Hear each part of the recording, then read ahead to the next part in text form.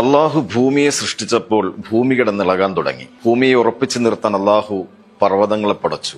അത്ഭുതം തോന്നിയ മലക്കുകൾ അള്ളാഹുവിനോട് ചോദിച്ചു, അഫമിൻ ഹൽക്കിക അഷദ്ദു മിനൽ ജിബാൽ, പർവ്വതങ്ങളെക്കാൾ ശക്തിയുള്ളത് വല്ലതും നിന്റെ സൃഷ്ടിപ്പിലുണ്ടോ? അള്ളാഹു പറഞ്ഞു, പർവ്വതങ്ങളെ തകർക്കാൻ കഴിവുള്ള ഇരുമ്പാണ്. വീണ്ടും മലക്കുകൾ ചോദിച്ചു, അള്ളാഹുവെ, ഇരുമ്പിനേക്കാൾ ശക്തിയുള്ളത് വല്ലതും നിന്റെ സൃഷ്ടികളിലുണ്ടോ? അള്ളാഹു വീണ്ടും പറഞ്ഞു, ഇരുമ്പിനെ ഉരുക്കാൻ കഴിവുള്ള തീയാണ്. വീണ്ടും ആകാംക്ഷയോടെ മലക്കുകൾ ചോദിച്ചു, തീയിനേക്കാൾ പവറുള്ളത് വല്ലതും നിന്റെ സൃഷ്ടികളിലുണ്ടോ? അള്ളാഹുവിന്റെ മറുപടി, ഉണ്ട്, തീയിനെ അണയ്ക്കാൻ കഴിയുന്ന ജലമാണ്. വീണ്ടും മലക്കുകൾ ചോദിച്ചു, ജലമാണോ നിന്റെ സൃഷ്ടികളിൽ ഏറ്റവും പവർഫുൾ? അള്ളാഹു പറഞ്ഞു, അല്ല, ജലത്തിന്റെ ഗതി മാറ്റാൻ കഴിയുന്ന കാറ്റാണ്. അത്ഭുതത്തോടെ മലക്കുകൾ വീണ്ടും അള്ളാഹുവിനോട് ചോദിച്ചു, അള്ളാഹുവെ, ഭൂമിയെ ഉറപ്പിച്ചു നിർത്തുന്ന പർവ്വതങ്ങളെക്കാളും പർവ്വതത്തെ തകർക്കാൻ കഴിവുള്ള ഇരുമ്പിനേക്കാളും ഇരുമ്പിനെ ഉരുക്കാൻ കഴിയുന്ന തീയിനേക്കാളും തീയിനെ അണയ്ക്കാൻ കഴിയുന്ന ജലത്തെക്കാളും ജലത്തിന്റെ ഗതി മാറ്റാൻ കഴിയുന്ന കാറ്റിനേക്കാളും പവർഫുള്ളായത് എന്താണ്? അള്ളാഹുവിന്റെ മറുപടി, ഇബ്നു ആദം, മനുഷ്യനാണ്. ഇടത് കൈ അറിയാത്ത രീതിയിൽ വലത് കൈ കൊണ്ട് ദാനം ചെയ്യുന്ന മനുഷ്യനാണ് എന്റെ സൃഷ്ടികളിൽ ഏറ്റവും ശക്തനെന്ന് അള്ളാഹു മലക്കുകളോട് പറഞ്ഞെങ്കിൽ,